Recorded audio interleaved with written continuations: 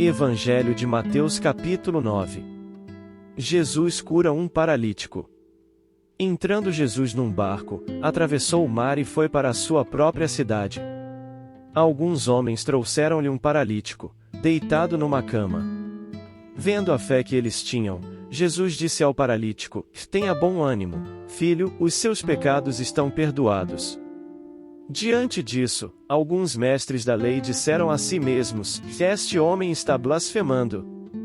Conhecendo Jesus seus pensamentos, disse-lhes: "Por que vocês pensam maldosamente em seus corações?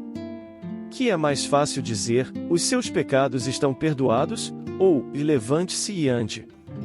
Mas, para que vocês saibam que o Filho do Homem tem na terra autoridade para perdoar pecados, disse ao paralítico: levante-se, pegue a sua maca e vá para casa.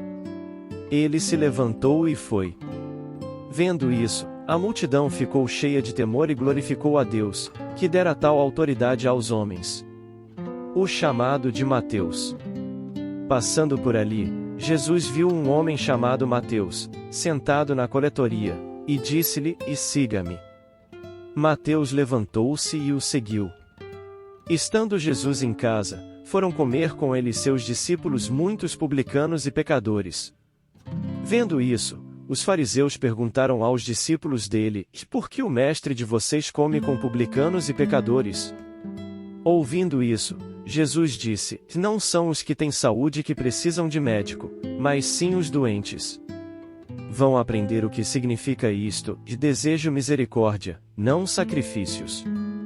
Pois eu não vim chamar justos, mas pecadores. Então os discípulos de João vieram perguntar-lhe: por que nós e os fariseus jejuamos, mas os teus discípulos não?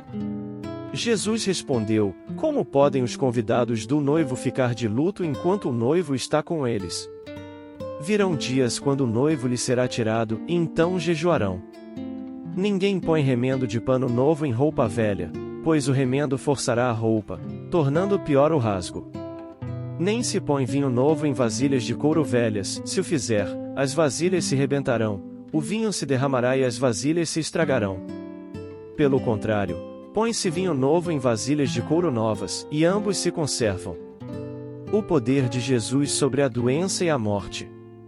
Falava ele ainda quando um dos dirigentes da sinagoga chegou, ajoelhou-se diante dele e disse: minha filha acaba de morrer. Vem e impõe a tua mão sobre ela, e ela viverá. Jesus levantou-se e foi com ele, e também os seus discípulos.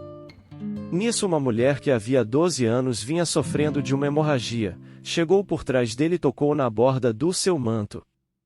Pois dizia a si mesma: se eu tão somente tocar em seu manto, ficarei curada. Voltando-se, Jesus a viu e disse: ânimo, filha, a sua fé a curou. E desde aquele instante a mulher ficou curada. Quando ele chegou à casa do dirigente da sinagoga e viu os flautistas e a multidão agitada, disse: saiam.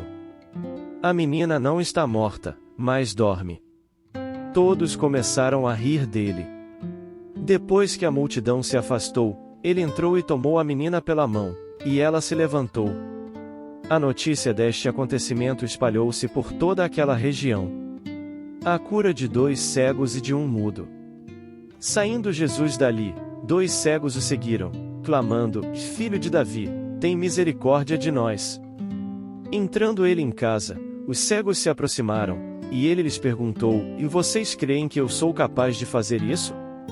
Eles responderam: sim, Senhor. E ele, tocando nos olhos deles, disse: que lhes seja feito segundo a fé que vocês têm. E a visão deles foi restaurada. Então Jesus os advertiu severamente: cuidem para que ninguém saiba disso. Eles, porém, saíram e espalharam a notícia por toda aquela região.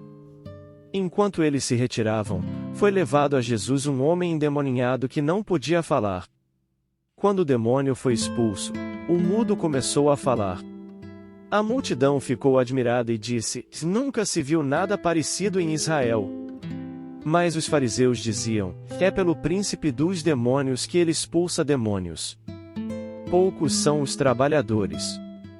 Jesus ia passando por todas as cidades e povoados, ensinando nas sinagogas, pregando as boas novas do reino e curando todas as enfermidades e doenças.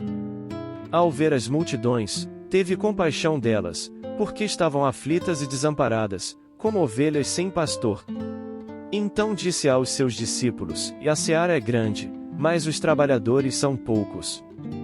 Peçam, pois, ao Senhor da seara que envie trabalhadores para a sua seara.